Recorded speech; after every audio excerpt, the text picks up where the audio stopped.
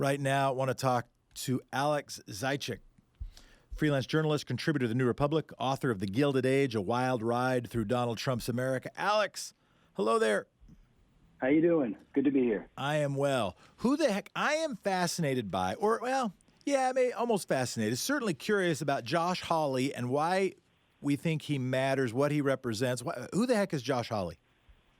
He is the junior senator from Missouri. He beat Claire McCaskill in the last election, and he's got a lot of attention during his brief stint on the national stage for his rather unconventional form of religious conservatism, which harkens back to things we haven't seen in a while. The closest echo is probably something like Pat Buchanan's 1992 presidential run. And it has been allied with a strain of intellectual conservatism that's come under the rubric of post-liberalism, which we can talk about, but basically is embraced by this group, which is sort of a revival of this Buchananite republicanism, which we haven't seen in a while. So how does that manifest itself? How is that different from, let's say, what would be the shades that make him different from Mitch McConnell, and also then what shades might make him different from Donald Trump? That's the big question. The main thing is a break with this Republican orthodoxy on the free market and this idea that the state has to be made as small as possible, should not have a strong hand in the economy or regulating social norms and mores. It's a very it's a strain of conservatism that embraces the idea of a strong government, of a very robust nationalism.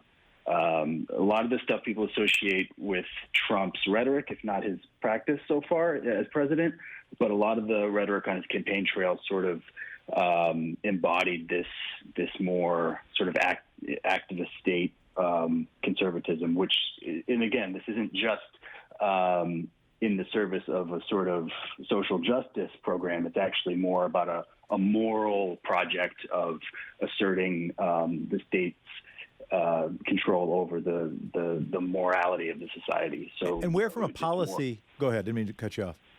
No, that's fine. Where, from a policy perspective, would he differentiate? So some of his language, I know some of his language, he'll go after big tech and say that maybe government has some role to make sure that big tech is not blank. Of course, his is not blank is not favoring big cities or is favoring white nationalists. Right? I mean, it doesn't. His willingness to hold grip on the market. I mean, heck. Right. We have had totalitarian regimes that have been willing to hold grip on the market without advocating for real freedom or advocating for real equality. But from a policy perspective, what to you is most interesting about Hawley or most surprising? Well, I think the first thing to note is his economic populism, as well as the economic populism of this larger group that he's associated with, is mostly rhetorical up to this point. Yeah. I mean, Hawley ran... when he was Attorney General, he was against raising the minimum wage in Missouri. He was against labor laws to protect unions. He's against the Affordable Care Act. I mean, bread and butter issues that help the great forgotten American middle working class person that he likes to talk about. In fact, he's against those policies. So in practice, there's not a whole lot to differentiate him from your sort of standard Koch-funded Republican, which he is. He's completely funded by Koch dark money in his elections so far. But rhetorically, he's hinting at some sort of new Trumpian formula that would, in theory, incorporate policies to help the middle of the country, these communities that he likes to talk about, where people are forgotten and there's an opioid crisis and factories are shutting down. But we haven't really seen it yet in terms of policy. He has one drug pricing bill that would reduce the cost of prescription drugs a little bit, But that's really about the substance of it. So you have to wonder what's really going on here. Well, I think we know. I think Yeah. we know, and that it's the same game for a long time, right? They've got to have people whose basic argument is to disrupt democracy for the benefit of controlling more and more concentrated capital. Have to have, in a way, where there are votes, they have to figure out how to win some votes. I mean, they can erode democracy, right? They can have unfettered money. They can draw districts. They can rely on non-majoritarian mechanisms. They can try to suppress votes. And in fact, that's pretty close to a playbook of the anti-democracy movement over the last 40 years, and particularly gaining steam over the last 15. But they also got to figure out some way to at least get some poor people to vote for them.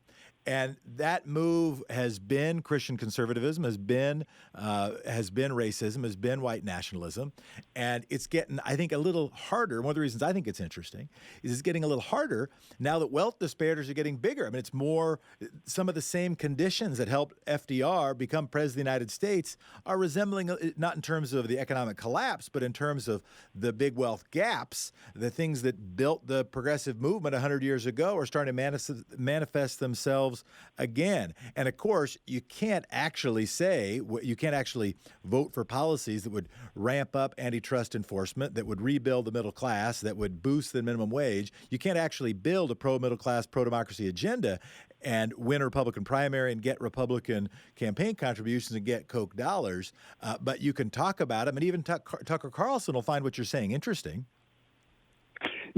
Yeah, I think that's about right. And what we do see in place of actual policy substance is a lot of familiar red meat about borders and the integrity of the nation, quote unquote. And this is a very sort of ethnically, racially coded definition of the nation that these guys are talking about. They just had a very high-profile conference in D.C. You may have discussed it on the show, in which they were sort of trying to figure out how to talk about this new neo-nationalism on the right in ways that weren't explicitly in racist terms, but they really couldn't do it. I mean, it was, they had control of their own conference, and even by their own terms, they couldn't keep it in bounds. So I didn't talk about this conference. I didn't talk. What was it? Was this the National Conservatism Conference?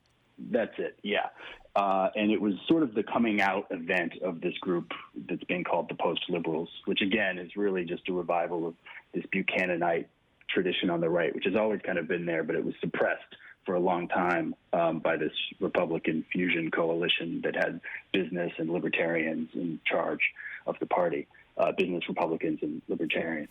And these guys are trying to assert independence and eventually reassert control of the party. And they had this conference which they were trying to make the case for their version of nationalism, and they were trying to separate themselves from the ruder, cruder, more rougher-edged elements of the Trump presidency and his rhetoric, and they really couldn't do it. They had speakers talking about how this country would just be better off the whiter it is, how immigrants can't assimilate, even though they talk a lot about religion, and immigrants are some of the most pro-church, family-oriented people in the country, if you look at the numbers. So there's a lot of disconnect and a lot of contradiction in what they're trying to do and what they're saying. So one would be very advised to cast a very suspicious eye on any of their claims regarding either the economic populist side of it or this, we're not really racists, we're just interested in the American worker. Do we have another name?